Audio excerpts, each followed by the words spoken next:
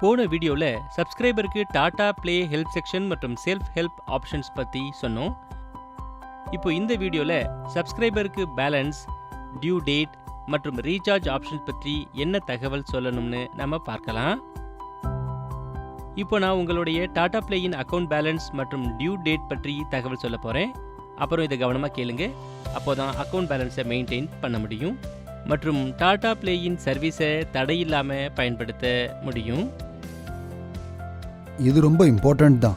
S sir, நான் உங்களுக்கு ஏற்கனவே சொன்ன மாதிரி ஹெல்ப் செக்ஷனுக்கு போய் உங்கள் பேலன்ஸ் மற்றும் டியூ டேட் பற்றி இன்ஃபர்மேஷனை பார்க்கலாம். அதே மாதிரி டாடா ப்ளேயோட ரிமோட்டில் இருக்கிற இந்த எல்லோ பட்டனை ப்ரெஸ் செஞ்சாலும் உங்கள் இன்ஃபர்மேஷனை நீங்கள் பார்க்கலாம்.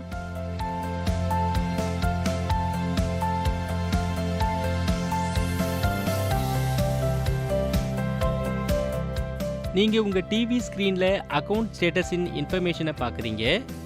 ஆனால் உங்கள் சர்வீஸை தடையில்லாமல் யூஸ் பண்ணுறதுக்கு நெக்ஸ்ட் ரீசார்ஜ் டேட்டுக்கு முன்னாடி உங்கள் அக்கௌண்ட்டை ரீசார்ஜ் பண்ண நீங்கள் மறக்காதீங்க.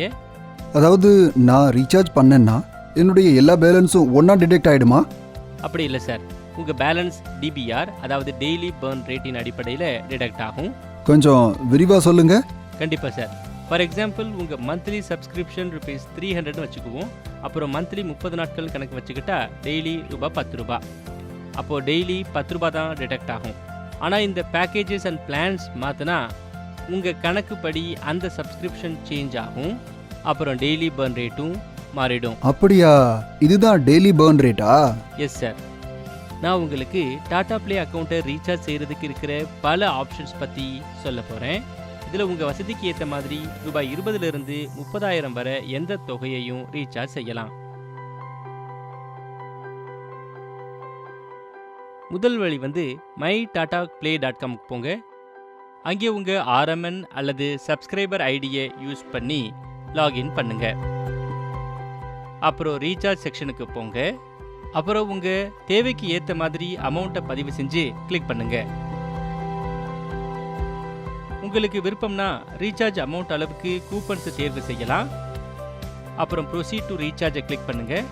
அப்புறம் கடைசியில் உங்கள் தேவைக்கு ஏற்ற மாதிரி உங்கள் பேமெண்ட் ஆப்ஷனை நீங்கள் தேர்வு செய்யலாம். For example, net banking, debit card, credit card அல்லது UPI. இதில் ஏதாவது ஆப்ஷனை செலக்ட் செஞ்சு பேமெண்ட் பண்ணுங்க. இப்போ உங்கள் டாடா ப்ளே அக்கௌண்ட் ரீசார்ஜ் ஆயிடுச்சு. ரீசார்ஜ் ஆனதுக்கப்புறம் உங்களுக்கு ஒரு கன்ஃபர்மேஷன் SMS வரும். அப்புறம் ஒரு விஷயத்தில் கவனமாக இருங்க, ரீசார்ஜ் செய்யும்போது உங்கள் செட்டப் பாக்ஸ் கண்டிப்பாக ஆனில் இருக்கணும். நீங்கள் டாடா ப்ளேயின் மொபைல் ஆப் மூலமாக ஆன்லைன் ரீசார்ஜ் பண்ணலாம். அப்புறம் கூகுள் பே, பேடிஎம், ஃப்ரீசார்ஜ் மாதிரி பல பிரபல பேமெண்ட் ஆப்ஸையும் யூஸ் பண்ணியும் ரீசார்ஜ் பண்ணலாம். சரி சொல்லுங்க, ஆன்லைன் பேமெண்ட் தவிர வேற ஏதாவது ஆப்ஷன் இருக்கா? இருக்கு மேம், கண்டிப்பாக வேறு வழி இருக்குது. டாடா ப்ளேயின் ஹெல்ப்லைன் நம்பரை கால் பண்ணி ரீசார்ஜ் யுவர் அக்கௌண்ட்டின் ஆப்ஷனை செலக்ட் செஞ்சு உங்கள் கிரெடிட் இல்லை த்ரூ டெபிட் கார்டு பேமெண்ட் செஞ்சு ரீசார்ஜ் செய்யலாம். அப்புறம் உங்களுக்கு பக்கத்தில் இருக்கிற லோக்கல் டீலர்கிட்ட போய் அவர்கிட்ட கேஷ் கொடுத்து ரீசார்ஜ் பண்ணிக்கலாம். ஓகே. டாடா ப்ளே தங்களுடைய கஸ்டமர்ஸ்க்கு உதவியாக எமர்ஜென்சி டாப் அப் பேலன்ஸ் வசதியும் கொடுத்துருக்கு. டாப் அப் ஆப்ஷனா? அப்படின்னா என்ன? ஒருவேளை நீங்கள் மந்த்லி ரீசார்ஜ் செய்ய மறந்து உங்கள் டாடா ப்ளே அக்கௌண்ட் டீஆக்டிவேட் ஆயிடுச்சுன்னா உங்கள் ரெஜிஸ்டர்ட் மொபைல் நம்பர்லேருந்து 08061999999க்கு மிஸ்டு கால் கொடுத்தா உங்கள் டாடா ப்ளே அக்கௌண்ட்டில் 3 நாளுக்கான பேலன்ஸ் கிரெடிட் ஆகிடும். அப்புறம் உங்கள் டிவியை பார்க்க முடியும்.